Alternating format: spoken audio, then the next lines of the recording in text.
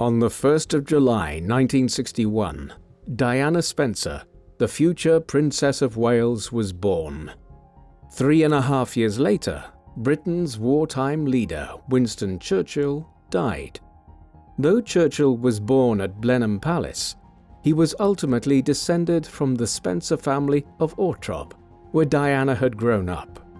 The pair were distant cousins within a dynasty that has hugely influenced Britain's history since the 16th century.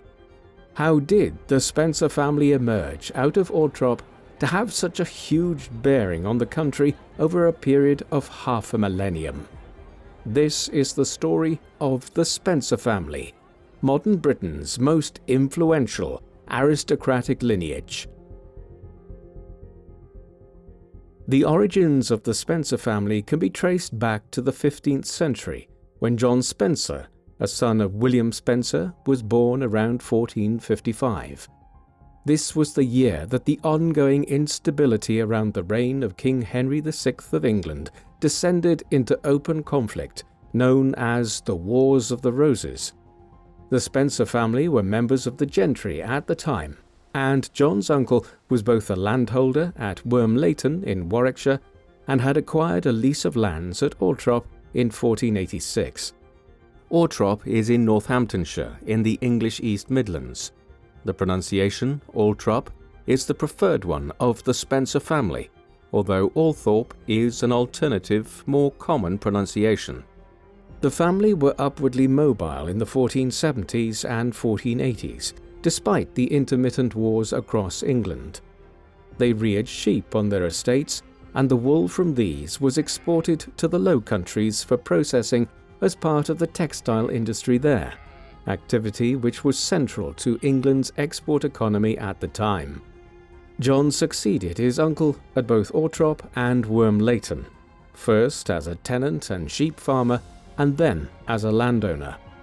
In 1508, he used the small fortune he had made from being an industrious sheep farmer to buy the Althorp estate. In the 1510s, he continued to add to his landholdings, and in 1519, he was granted a knighthood by King Henry VIII on recognition of his ascent in the East Midlands. He died in 1522, and his estates passed to his son, Sir William Spencer.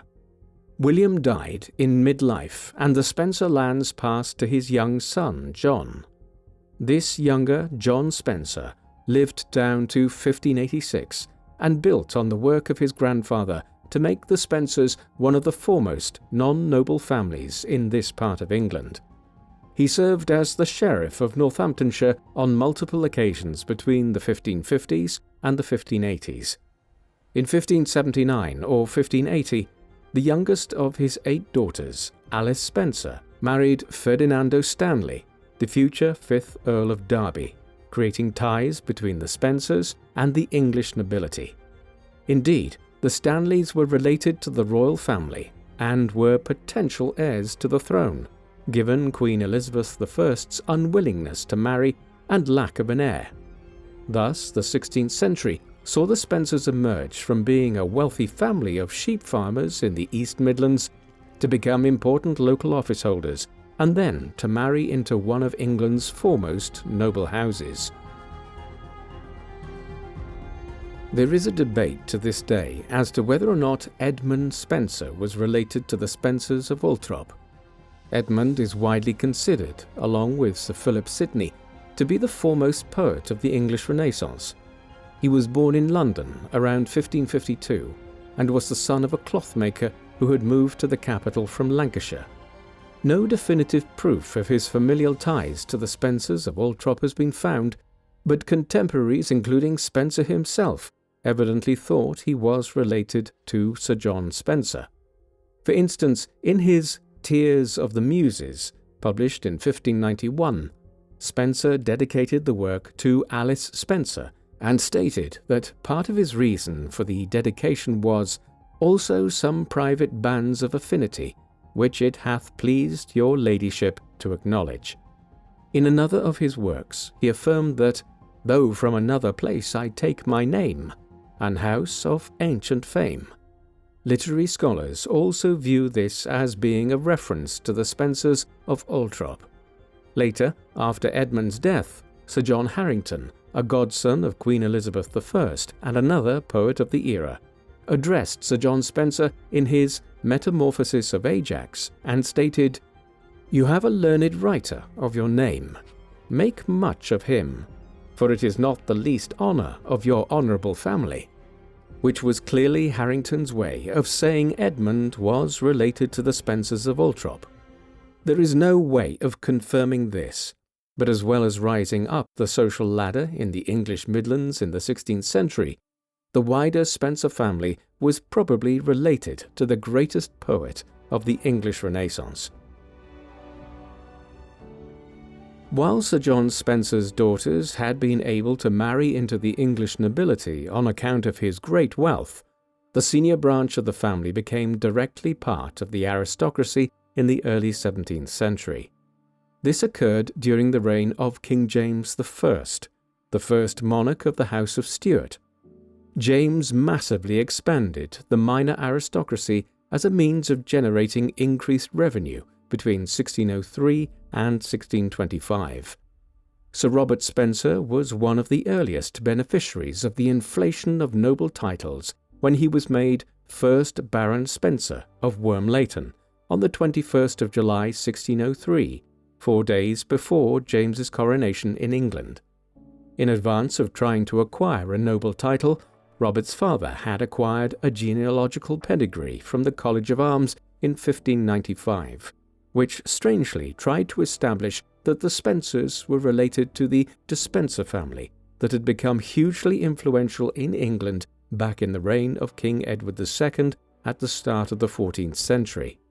Historians today agree that the link between the Spencers and the Despensers was invented to bolster Spencer's attempt to acquire a noble title, but it was a strange connection to try to make in the first place, given that the Despensers were viewed as a malevolent force whose influence over Edward II largely caused a civil war in England.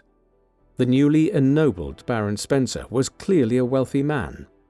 At the time of his ennoblement in 1603, he was said to have an annual income of between £6,500 and £8,000, a sum which made him one of the wealthiest landholders in England in the early 17th century.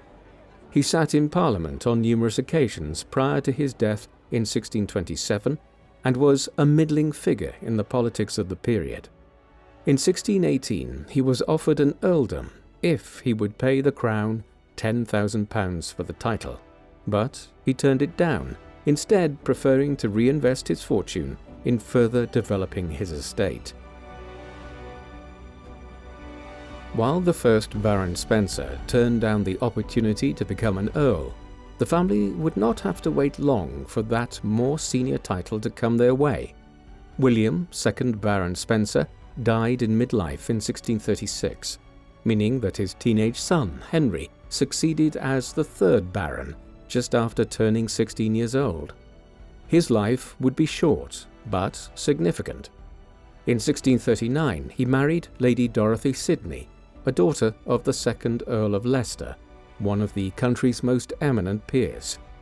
Henry and his new wife spent their first years as a married couple in Paris, where Dorothy's father was ambassador to France on behalf of King Charles I of England. When they returned to England in 1641, it was to a country on the brink of civil war. For years, Charles had been in conflict with his Scottish subjects over religious matters. This led to armed clashes from 1639 onwards, known as the First and Second Bishops' Wars. During the second of these, the Scots had come south and occupied Newcastle. Without control of that town's supply of coal to deliver fuel to London's fires, the capital went cold in the winter of 1640, and tensions escalated between Charles and his subjects. His efforts to convene Parliament after a long hiatus, with the only goal of acquiring a financial subsidy from them to raise an army, ended in disaster, while another rebellion broke out in Charles's third kingdom, Ireland, in October 1641. As tensions grew, the nobles of the realm picked sides. Henry Spencer became a royalist, though he was a moderate one and favoured a negotiated settlement to the developing civil war. Nonetheless, he fought at the Battle of Edge Hill, one of the first major clashes of the war when it did break out, for the king against the parliamentarians on the 23rd of October 1642. He was rewarded afterwards in June 1643 by being made first Earl of Sunderland by the king. Henry did not live long to enjoy the title. He was killed 3 months later at the Battle of Newbury. We just added a new desk to our office setup to help with our day-to-day editing. This is a standing desk from FlexiSpot, the sponsors of this video. The big advantage of these desks is you have the option to sit or stand. This helps enormously with comfort and usability. A previous employer of mine used these desks. He told me how they helped with fitness, comfort, and the ergonomics of desk use. Now that I've tried one myself, I can tell you he was absolutely right. They help alleviate strain, they help with circulation, and also help you stay active at work. These desks are stable and very well made. They are so flexible that whatever your height, you can find the right height for you. You can even sit on the desk while it's being moved into position with its 125 kilogram load-bearing capability. And whether moving or stationary, the stability of the desk is second to none. The lifting columns are built like precision joints, so the desk is powerful, efficient, and pretty much unshakable. You can store 4 heights with its smart controls, and its rock-solid legs are made from premium steel. If you are considering a change to your desk setup, then I would recommend you try the FlexiSpot. They are amazingly flexible. We tried the E7, which has a 15-year warranty and 30-day risk-free return service. Visit the website to see the E7 desk and the whole range of sale options they have. Just click the link in the description and use our promo code to save even more.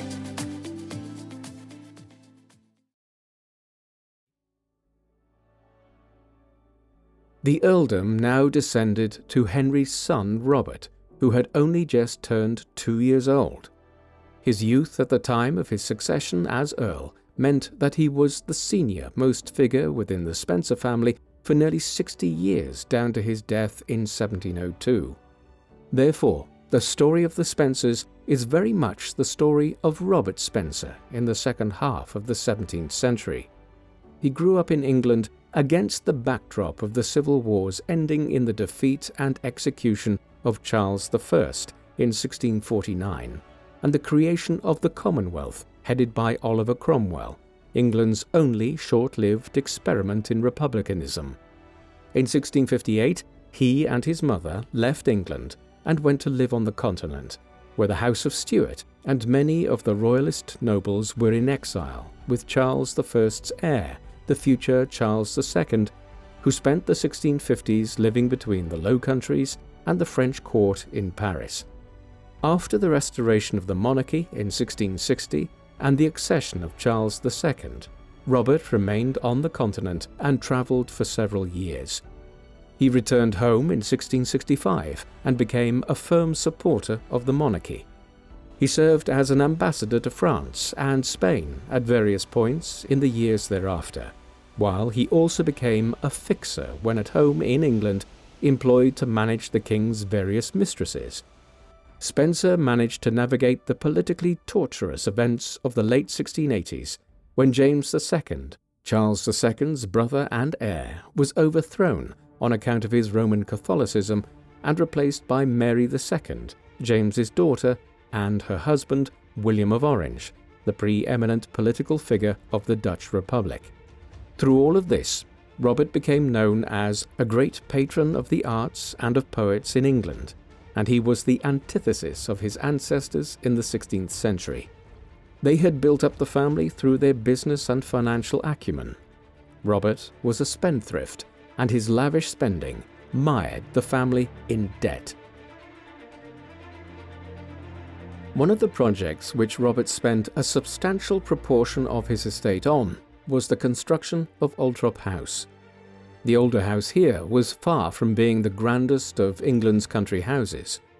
Robert's ancestors had resisted the fashion to build great country homes in the 17th century, believing that it would waste a huge amount of their revenue.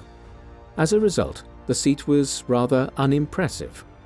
When the future Grand Duke of Tuscany, Cosimo III, visited Althorp on a trip to England in 1669, he stated that he went down into the garden, in which, except some ingenious divisions, parterres and well-arranged rows of trees, there is little to be seen that is rare or curious. Robert was determined to build a greater seat for his family, and in the mid-1680s, work began on Althorp House, which would become one of England's most renowned country estates. The house was built over a wider expanse, but it was not the tallest of English manor houses. The focus in the interior was the great staircase and the reception rooms, which the diarist and landscape designer John Evelyn claimed were befitting of a prince's palace after he visited Althorp. Huge double windows created a bright interior of the kind that was fashionable in the 17th century, as Europeans moved away from the narrow windows of the medieval past. The house has been added to and renovated over the centuries, but the core of it is still what Sunderland had erected in the 1680s.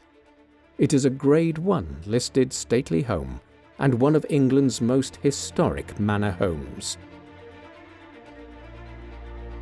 Robert spent a period of time in exile in the Netherlands after Althorp was built, as he ran into political difficulties in the mid-1690s. After returning home, he died at Althorp in 1702. Nearly all of his 5 children died in their early adult years, and Robert was succeeded by his youngest son, Charles, who became the 3rd Earl of Sunderland. He was a politically significant figure under the first monarch of the House of Hanover, King George I. Charles, for instance, served as Lord Lieutenant or Viceroy of Ireland between 1714 and 1717, and held numerous senior government offices in England, notably spending several years as First Lord of the Treasury. However, he is primarily remembered today on account of his second marriage, a union which was politically consequential for the history of the wider Spencer dynasty. His first marriage to Lady Arabella Cavendish ended in 1698 when she died. Charles then married Lady Anne Churchill on the 2nd of January 1700. This was a politically important marriage, as Anne was the goddaughter of Anne of the House of Stuart, who became Queen Anne in 1702. Her mother was Sarah Jennings, a highly influential figure at Anne's court. She was also the wife of John Churchill, the Earl of Marlborough, who would soon become the first Duke of Marlborough and the most eminent noble in the realm during Queen Anne's reign. The marriage of Charles Spencer and Anne Churchill in 1700 was important, as it led to the development over time of 2 separate branches of the family: the Spencer line that continued to reside at Althorp House, and a separate Spencer-Churchill line that would live at Blenheim Palace and hold the more senior title of Dukes of Marlborough. It is worth backtracking here to consider the background of the Churchill family, since they would play a role in the dynastic history of the Spencers. Unlike the Spencers, the Churchills had not risen gradually as knights, barons, then earls and dukes. Instead, the ascent to the Dukedom of Marlborough had been abrupt.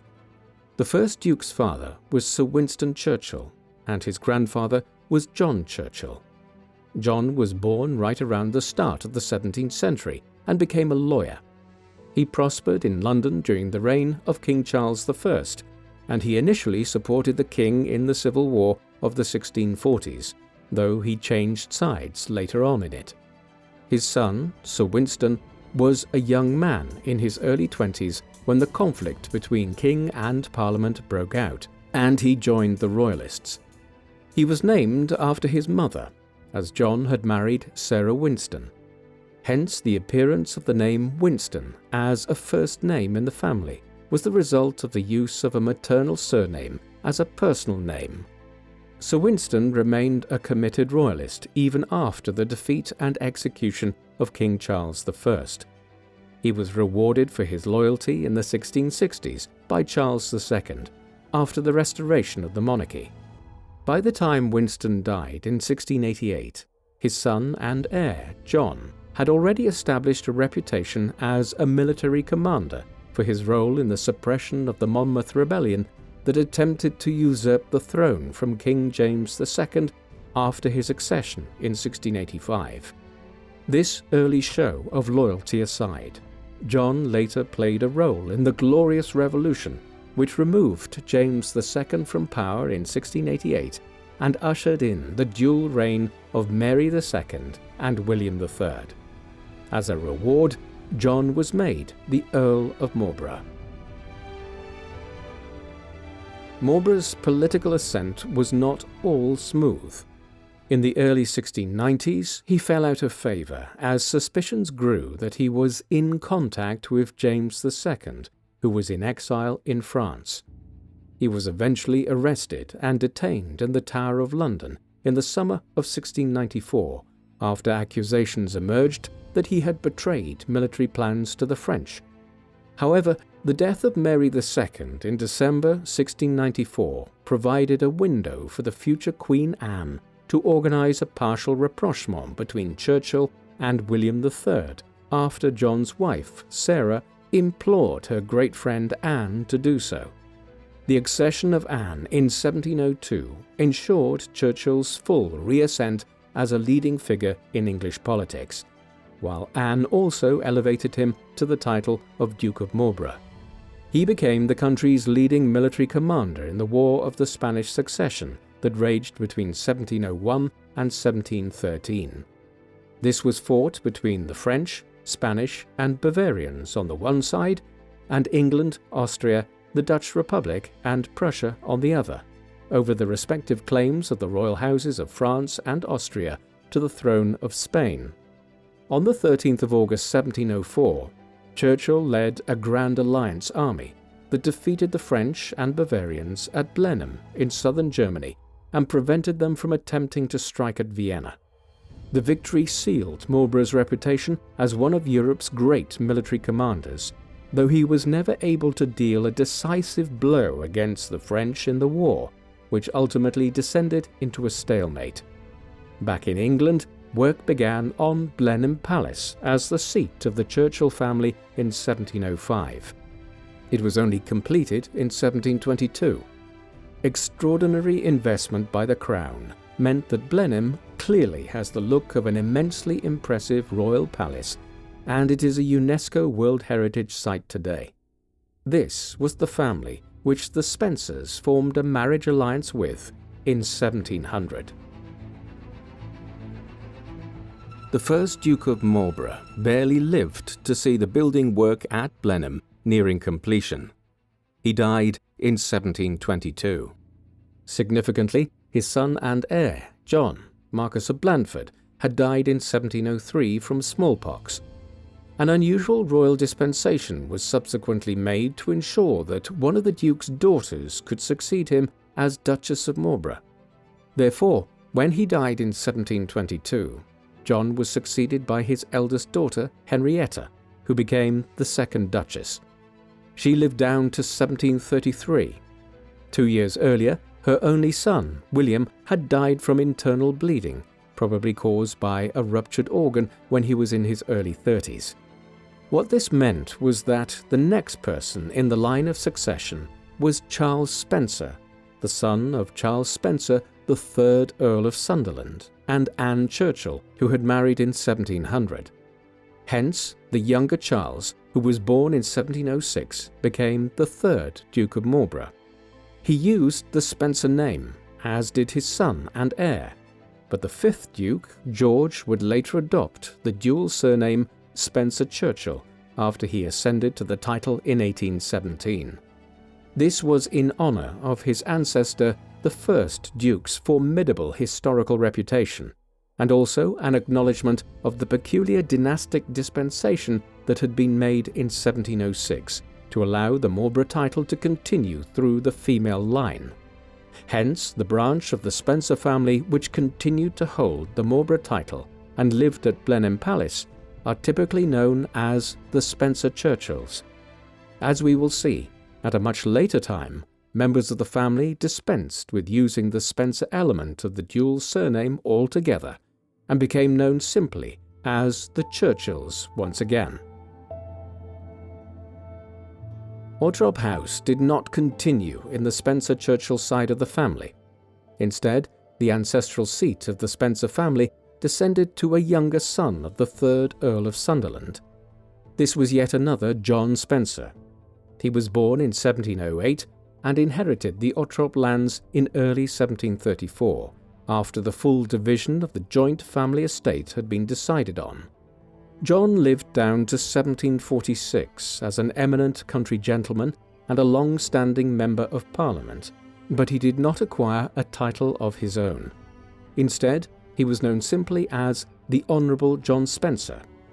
John's alcohol problem caused his premature death, and his only son, also John, acquired the Althorp estate in 1746 at 11 years of age. By 1760, and by now in his mid-20s, John began petitioning the newly ascended King George III for his own title, arguing that he should be a member of the aristocracy, given his extensive landholdings, and that he was only deprived of a title because of the unusual circumstances that had led to his uncle acquiring the Dukedom of Marlborough. The king accepted this, and in 1761 he was made Viscount Althorp, followed by the title of Earl Spencer in 1765. Hence, from 1765 onwards, there were 2 British peers descended directly from the Spencer family that had emerged out of Althorp in the late 15th century: Earl Spencer of Althorp and the Spencer-Churchill Dukes of Marlborough at Blenheim Palace. The Dukes of Marlborough were clearly the more eminent branch of the family. The dukedom was held for nearly 6 decades by George Spencer, 4th Duke of Marlborough. He succeeded to the title in 1758, following the death of the 3rd Duke while campaigning on the continent during the 7 Years' War. Charles died after contracting dysentery, though his system was already weakened by consumption. His son's succession at just 19 years of age, and his long life down to 78 years, meant that he held the title for 59 years. Throughout that time, George held many senior offices and positions, though many of these royal appointments that had once been significant were by then becoming more ceremonial, as Britain transitioned to become a more fully fledged constitutional monarchy with power held primarily by Parliament. George was a keen astronomer, though he did not leave a major mark on Britain's history in the way the 1st Duke did, or like many of his descendants would. His son, the 5th Duke, might well have had the legacy of the 1st Duke in mind when he began to use the double-barrel name Spencer-Churchill, but he certainly did not behave in a way which mimicked the golden age of the dynasty in the 18th century. Under his stewardship, down to 1840, the physical state of Blenheim Palace deteriorated, and the Duke was so spendthrift that he resorted to allowing people to hunt on the grounds at an hourly rate in order to raise revenue, while the courts were also intervening to stop him cutting down trees on the estate to sell for firewood. Affairs improved under subsequent dukes in the second half of the 19th century. At Althorp, the 1st Earl Spencer died in 1783 and was succeeded by his son, George Spencer, 2nd Earl Spencer. He lived down to 1834, so, like the 4th Duke of Marlborough at Blenheim, he dominated the earldom throughout the entire period of the French Revolutionary and Napoleonic Wars, and Britain's full ascent to become the world's foremost imperial power. Spencer played a role in these events. He was sworn in as a Privy Councillor in 1794 and became the Lord Privy Seal and the First Lord of the Admiralty the same year. This was an important accumulation of positions at the height of the French Revolutionary Wars, especially so since the British Royal Navy was so central to a war in which France's armies came to dominate the continent, but Britain remained in control of the world's oceans. Spencer has the peculiar distinction of having designed a jacket type that became very popular in the 1790s and 1800s and which was named after him. The Spencer or Spencer jacket was a long jacket that had the tails cut off and became more of a cardigan-shaped jacket. The Earl apparently asked to have the tails cut off his jackets by his tailors after the tails of one had caught on fire in his house. The design eventually influenced the mess jacket, which are still worn as double-breasted formal jackets at formal events in Britain and at traditional institutions like Eton College. The second Earl Spencer might have designed a famous jacket, but he was completely overshadowed in the social world of late 18th century England by his sister. Georgiana Spencer was born in 1757. On the 7th of June 1774, the same day that she turned 17, she married William Cavendish, the 5th Duke of Devonshire. Devonshire was one of the wealthiest and most important aristocrats in Britain. The Cavendishes had intermarried with the Boyle family earlier in the 18th century, which had huge landholdings in Ireland stretching back to when Richard Boyle, 1st Earl of Cork, had built up an estate of over 100,000 acres in the south of the island, reputedly becoming the wealthiest man in Britain and Ireland in the process. The Cavendishes had acquired considerable wealth as a consequence, and their estate at Chatsworth House in Derbyshire became one of the great aristocratic centres in 18th century England. Georgiana's marriage into the Cavendish family became infamous.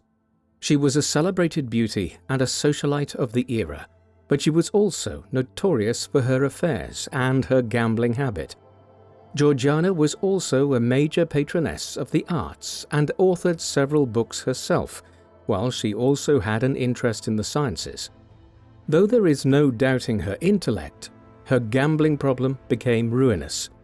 By the mid-1780s, she had run up debts of more than £100,000, a sum equivalent to well over $10 million in today's money. She continued to add further to her gambling debts down to her passing in 1806, eventually resorting to borrowing large sums from fellow aristocrats and even the royal family. Georgiana would later be compared to her great-great-great-grand-niece, Diana, Princess of Wales, because of the tragic element of their lives lived in the public gaze. A film of her life, The Duchess, based on a biography by Amanda Foreman, appeared in 2008. Although it was a maternal line, the Cavendish family were descended from Georgiana and form a part of the Spencer family story. Her son, William, became the 6th Duke of Devonshire in 1811. He never married and was known as the Bachelor Duke. A noted horticulturalist, he employed Sir Joseph Paxton to lay out the elaborate greenhouse at Chatsworth House, which served as a later model for the development of the Crystal Palace in London that housed the Great Exhibition in 1851. William's status as a bachelor meant he did not have an heir, and the dukedom subsequently passed to another William Cavendish, a relative who was married to Blanche Cavendish, the granddaughter of Georgiana. Through that granddaughter, the modern Dukes of Devonshire are all descended from Georgiana, and are consequently descended from the Spencers. Georgiana also had an illegitimate daughter, Elizabeth, from her affair with Charles Grey, 2nd Earl Grey, who much later on served as Prime Minister of Britain between 1830 and 1834, a significant period in the country's history when slavery was banned and the Great Reform Act was passed. All of this indicates the interconnected world of the British aristocracy in the 18th and 19th centuries, and the way in which the Spencers were related to many different prominent noble households. At Georgiana's home, Althorp House, John Spencer, 3rd Earl Spencer, succeeded to the earldom on the death of his father in 1834. He was well into his 50s by then, and had already had a distinguished political career. John entered the House of Commons in 1804 in the midst of the Napoleonic Wars when he was a young man of 22 years. He would sit in the lower House of Parliament for the next 30 years. He was not an especially accomplished speaker, nor was he known for being a man of major new political ideas, but what he lacked in these respects was made up for by his honest dealing. Contemporaries viewed him as a fundamentally reasonable politician, who both Conservatives and Liberals could trust. Hence, when Charles, Earl Grey, who was Georgiana's lover years earlier, became Prime Minister in 1830, John was made the leader of the House of Commons and also given the post of Chancellor of the Exchequer. He consequently played an important role in negotiating the passage of the Great Reform Act through Parliament. His father's death in 1834 and his accession as the fourth Earl meant that he moved to the House of Lords, after which he largely retired from active politics. Honest Jack, as contemporaries called him, died in 1845. His wife Esther had died in childbirth in 1818, and John did not have an heir. Thus, the earldom descended to his younger brother, Frederick, a naval commander who had served with considerable distinction in both the later years of the Napoleonic Wars and the Greek War of Independence against the Ottoman Turks in the 1820s. The fourth Earl Spencer died in 1857 and was succeeded by his son John. The fifth Earl Spencer was born in 1835 and was a comparatively young man when he became the Earl. He had an important political career. He was a supporter of the Liberals, and in 1866, during John Russell's second term as Prime Minister, he supported Russell's plan to try to further reform the voting system to enfranchise a greater proportion of the population and remove more of the financial restrictions around voting. Russell was ultimately unsuccessful, and his government collapsed after less than a year. However, his successor as leader of the Liberals, William Gladstone, remembered Spencer's support in 1866, and when he became Prime Minister in December 1868, Gladstone rewarded him with an appointment as Lord Lieutenant of Ireland, the Queen's Viceroy in Dublin. Spencer would serve there for the next 5 years, and he was reappointed for a second term between 1882 and 1885. This meant that Spencer was one of the most significant politicians in Ireland during a crucial period in the country's history. Liberal land laws were being passed during this time to try to redress the country's severe inequalities that had led to the devastation of the potato famine in the 1840s, and which had also created a massive wave of Irish migration to the Americas. Spencer was a supporter of land reform and even supported setting up special courts to coerce the country's major landholders to offer fairer rents to their tenants. His second term as Viceroy was shaped by the Phoenix Park murders, in which the new Chief Secretary of Ireland, Lord Frederick Cavendish, who was appointed along with Spencer in 1882, was stabbed to death in Dublin a day after they arrived at the capital. Spencer consequently spent his second spell as Lord Lieutenant trying to curb the actions of Irish terrorist groups, while also engaging in much-needed reforms to redress political grievances in the country. Spencer, who was known as the Red Earl on account of the colour of his beard, later served as First Lord of the Admiralty between 1892 and 1895. He was considered a potential successor to Gladstone as leader of the Liberals, though that ambition was never realised.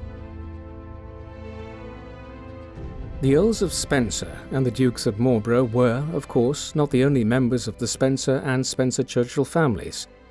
There were more junior members of the family in each generation that left their mark on the history of the period. Some even had more junior titles. Francis Spencer, a younger son of the fourth Duke of Marlborough, for instance, was made the first Baron Churchill in 1815, during the creation of new titles to mark the end of the Napoleonic Wars. His son, the second Baron Churchill, served as a diplomat on the continent at the courts of Portugal and Austria in the 1820s. The second Baron Churchill's brother, Sir Augustus Spencer, was a military man who played an important role in the Crimean War. For instance, he led the 44th Regiment of Foot at the Siege of Sevastopol in 1854 and 1855. A cousin, Lord George Spencer-Churchill, a son of the 5th Duke of Marlborough, had a military career on the continent too at a much earlier time. He served extensively in the Peninsular War, the British campaign against the Napoleonic occupation of Spain.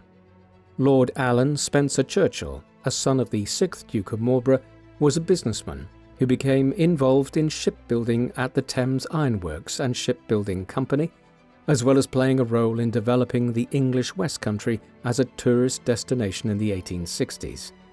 On the Althorp side of the family, the children of the second Earl Spencer had colourful lives. His daughter, Sarah Littleton, became a lady-in-waiting to Queen Victoria and acted as a governess in the household of the future King Edward VII when he was a child. Her brother George publicly converted to Catholicism and became a member of the Passionists with the adopted name of Ignatius. He spent his life trying to grow the Roman Catholic Church again in a country which was almost universally Protestant by the 19th century. He is a candidate for sainthood within the Roman Catholic Church today, after being given the title of Venerable in 2021 by Pope Francis II. In the second half of the 19th century, the Dukes of Marlborough were some of the most important nobles in the realm in terms of their seniority, but they certainly did not make as substantial a contribution to the nation's politics as did both the 3rd and 5th Earl Spencer. The 6th Duke of Marlborough, for instance, was known as a keen yachtsman, but not for much else. The 7th Duke, John Spencer-Churchill, had a more distinguished career, though he turned down many opportunities. In a strange coincidence, he was offered the post of Lord Lieutenant of Ireland in 1874 after Benjamin Disraeli formed a new Conservative government. Had he taken the position, he would have succeeded his cousin, the 5th Earl Spencer. Instead, he demurred initially before taking up the post in 1876 and serving as Viceroy of Ireland until 1880.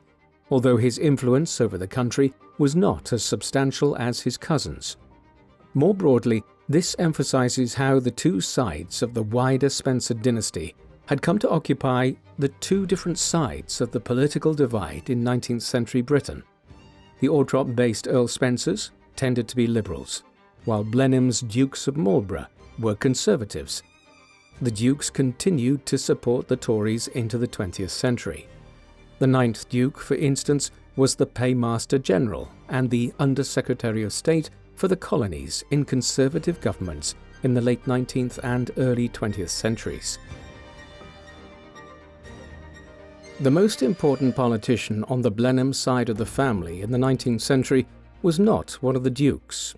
Randolph Spencer-Churchill was a younger son of the 7th Duke of Marlborough, but he was probably the most significant member of the Blenheim branch of the wider Spencer dynasty since the first Duke a century and a half earlier. Born in 1849, Randolph rose to prominence in the British Parliament in the mid-1870s. In 1878, he became a proponent of a form of independent conservatism after he launched an attack on the old guard of the Tories. In the 1880 to 1885 Parliament, he was known as a member of the so-called Fourth Party, a group of 4 Conservative MPs who attacked both the Liberal government led by William Gladstone and the Conservative Party leadership who formed the opposition. This led to Randolph becoming an early ideologue of what was then known as Tory democracy, but which is now more commonly called One Nation conservatism. Randolph's rise as a leader of the Tories was confirmed after the Marquess of Salisbury led the Conservatives back into government in 1885, and Randolph became Secretary of State for India and then the Chancellor of the Exchequer. Long before this, he had contributed to the revitalization of Blenheim and the family's finances by marrying Jenny Jerome, the daughter of a wealthy Brooklyn-based financier. She was one of the so-called dollar duchesses, daughters of wealthy American businessmen who married into financially struggling British aristocratic households in the Victorian era, swapping wealth for prestige and titles. Randolph and Jenny had 2 children together: Winston, born in 1874, and Jack, born in 1880. Winston, as we'll see, would become the most important British political figure of the first half of the 20th century. At Althorp, the 5th Earl Spencer was succeeded by his half-brother, Charles Robert Spencer, on his death in 1910. Charles continued the family tradition of supporting the Liberals and was made Viscount Althorp before he ever succeeded to the earldom, in order to allow him to become the Lord Chamberlain within the government of Henry Campbell Bannerman, the Liberal Prime Minister between 1905 and 1908. He was succeeded on his death in 1922 by his 30-year-old son Albert, 7th Earl Spencer. Albert was the defining figure at Althorp during the 20th century, as he lived to be 83 and held the earldom down to 1975. A veteran of the First World War, he played many important roles in the local government of Northamptonshire throughout his lifetime, including as a regional administrator during the Second World War. His son, John Spencer, would become the 8th Earl Spencer in due course. Long before then, he had married Frances Roche, a daughter of Maurice Roche, 4th Baron Fermoy, a family with roots in Munster, the southern province of Ireland. John and Frances were married in 1954 and had 5 children. Sarah and Jane were born in 1955 and 1957. A son named John after his father died only hours after being born in 1960.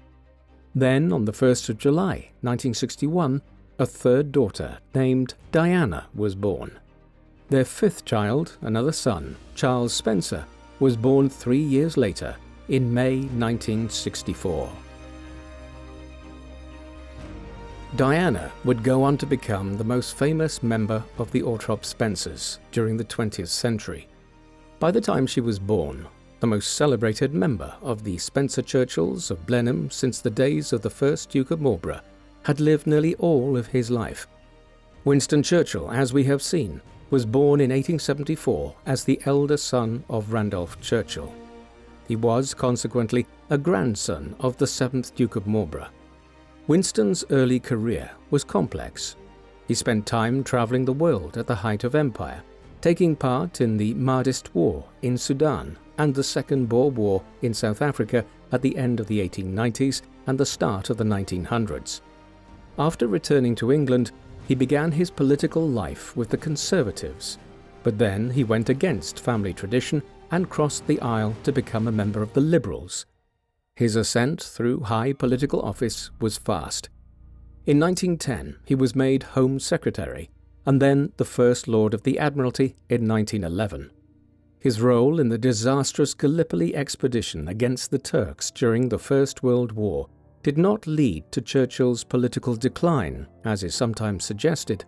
Instead, he continued to hold very senior offices after the war and through the 1920s, notably serving as Chancellor of the Exchequer between 1924 and 1929. Churchill's wilderness years were really in the 1930s, when his warnings about the threat posed by the Nazis in Germany were deemed to be excessive, and he was outflanked by Neville Chamberlain in the race to succeed Stanley Baldwin as head of the Conservatives. Churchill had returned to the party in the mid-1920s as the Liberals declined as a political force in the wake of the rise of Labour. In the end, Churchill's warnings about the Nazis were proved to be well-founded, and he was made the wartime Prime Minister of Britain on the 10th of May 1940, the day the German invasion of France and the Low Countries began. The success of Churchill's wartime leadership is very well known.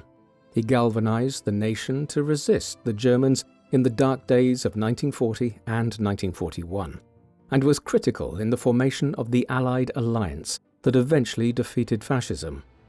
Other elements of Churchill's career are often overlooked. He was, for instance, a formidable historian who won the Nobel Prize in Literature. Arguably his most important work was a 4-volume study of the first Duke of Marlborough, the earliest sections of which dealt with the history of the Churchill side of the family, going back over many centuries. After Churchill's death in January 1965 at 90 years of age, it was several years before another member of the wider Spencer dynasty came to public prominence.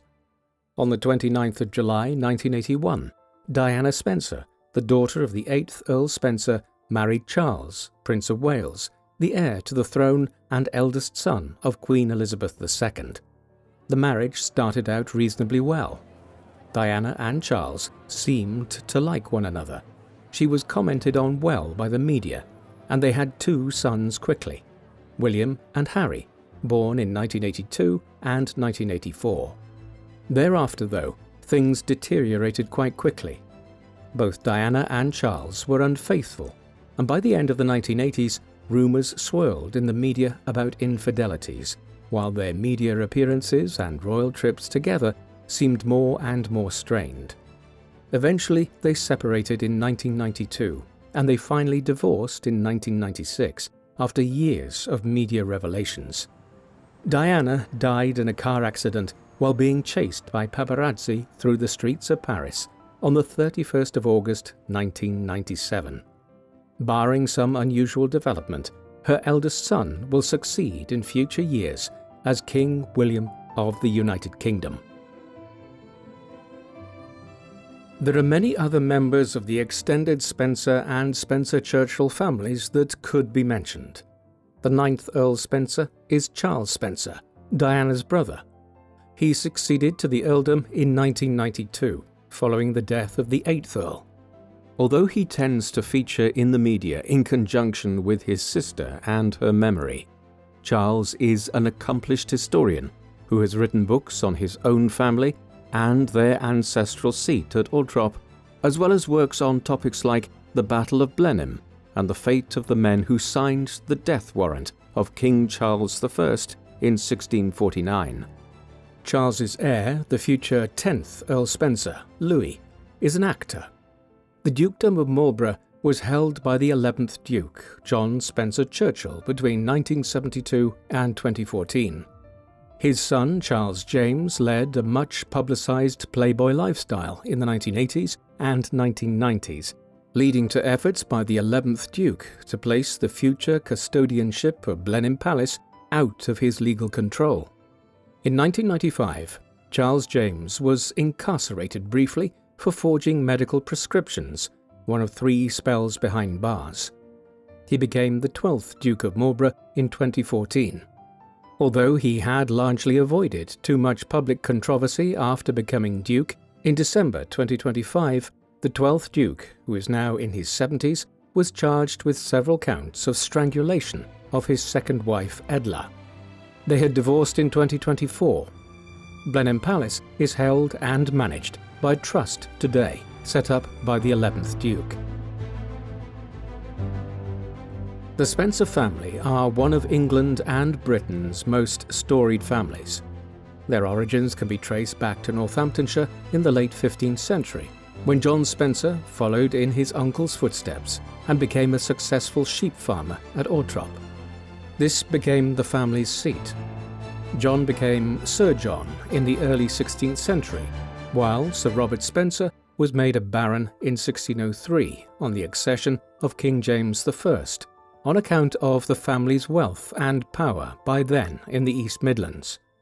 The earldom of Sunderland followed as a reward for the first Earl's loyalty to King Charles I at the start of the English civil wars of the 1640s. Later, the Spencers formed a marriage alliance with the Churchills, tying their mast to the rising star of late Stuart British politics, John Churchill, the first Duke of Marlborough. In the decades that followed, owing to his desire to ensure that a child of his own succeeded him, and because of his close ties to Queen Anne via his wife, Marlborough was able to have a legal provision made whereby his daughter succeeded him as second Duchess of Marlborough.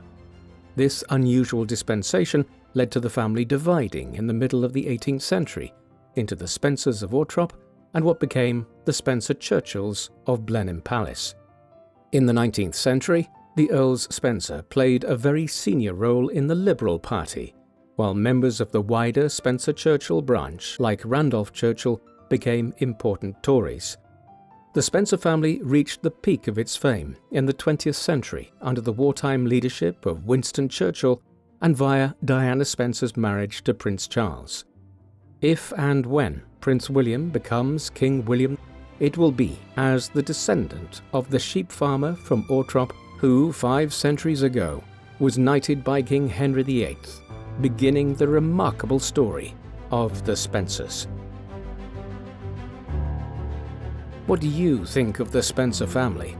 Was this one of Britain's greatest aristocratic lineages, or were many of its members cursed by their ties to the richest and most powerful families of Britain? Please let us know in the comment section, and in the meantime, thank you very much for watching.